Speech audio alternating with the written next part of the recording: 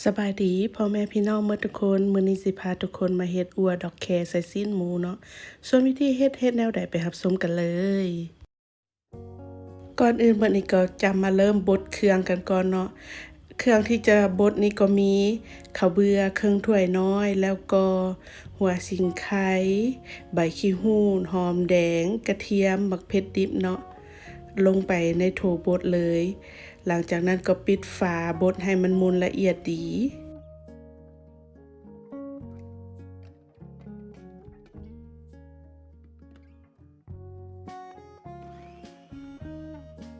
หลังจากบดเครื่องมุนดีแล้วก็มาเริ่มปรุงอัวกันเลยเมื่อนี้จะใส่ซีนหมูบดติดมัน1กิโลแล้วก็ใส่เกลือลงไป1บวงกาแฟแป้งนัวปลายบวงแกงไผมักน้อยใส่น้อยไผมักหลายใส่หลายเด้อแป้งนัวนะต่อไปจะเป็นคะนอเนาะประมาณ1บวงแกงแล้วก็จะใส่ปลาแดกนี้2บวงแกงคือค่อยจะปรุงรสชาติออกเค็มๆหน่อยนึงเพราะว่ายังสิใส่เส้นร้อนอีกเนาะถ้าปรุงพอดีแล้วเวลาใส่เส้นร้อนแล้วอัวมันสิมีรสชาติจางเนาะต่อไปจะเป็นไข่ไก่2หน่วยแล้วก็เครื่องที่บดกินนี่เนาะตักลงไปหมดเลย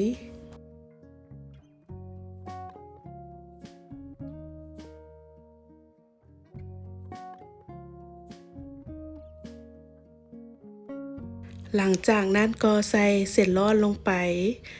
เส้นร้อนนี่ค่อยใส่ร้อนห่อน้อย2ห่อเนาะแล้วอันนี้ก็จะเป็นหอมบัวใบกับผักชีเทลงไปหมดเลยหลังจากนั้นก็คนส่วนผสมทุกอย่างให้เข้ากันดี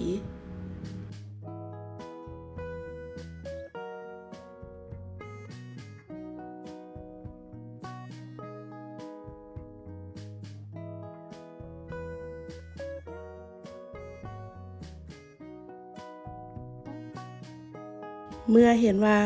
ส่วนผสมทุกอย่างเข้ากันดีแล้วก็พักปะเมียนประมาณ30นาที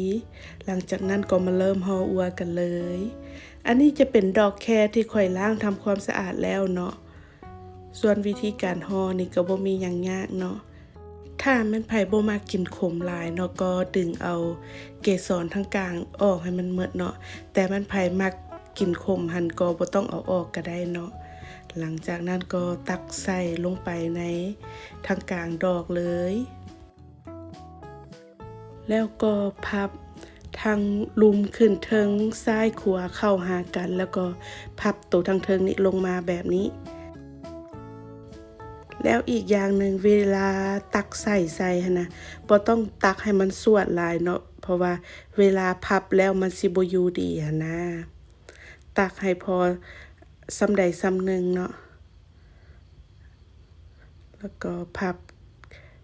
ทางลุมขึ้นเทิงแบบนี้ซ้ายขวาเข้าหากันแล้วก็ทางเทิงลงมาแบบนี้แล้วก็เอาไปเรียนใส่ซึ้งเนาะหลังจากที่ยัดอัวแล้วหมดแล้วก็นำไปนึ่งใช้เวลานึ่งประมาณ25นาทีอันนี้จะเป็นหน้าตาหลังจากที่นึ่งแล้วเนาะก็จะออกมาประมาณนี้เราเอาไปเฮ็ดกินเบิ่งเด้อทุกคน